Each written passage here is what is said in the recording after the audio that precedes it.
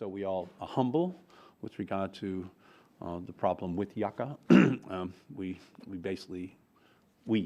selected it along with our Senate counterparts. I voted no. I didn't think that we should be selecting it. I thought that the National Academy of Sciences and others should be followed in their recommendations. So the inherent problems that obviously exist in Yucca are naturally flowing from the fact that politicians selected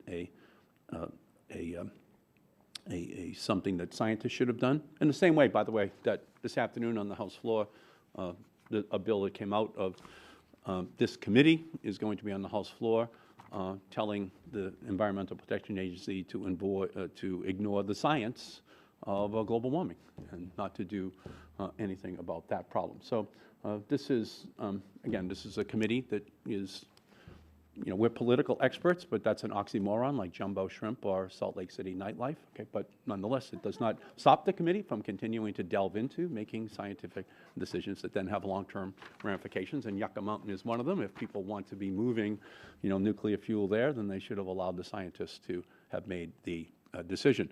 Moreover, as we know, the nuclear fuel, even if Yucca was open, would be oversubscribed right now. We would need a second nuclear repository right now. It's already oversubscribed.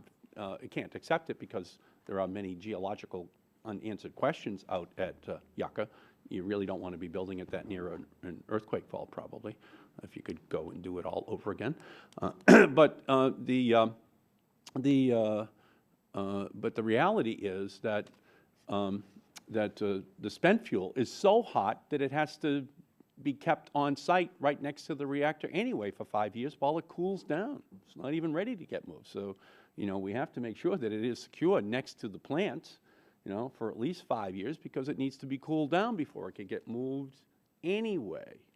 So we just have to be realistic about the problem. Yucca Mountain would be oversubscribed, and the remaining fuel would have to sit there for at least 5 years anyway because of the inherent danger of the heat that's in that spent fuel.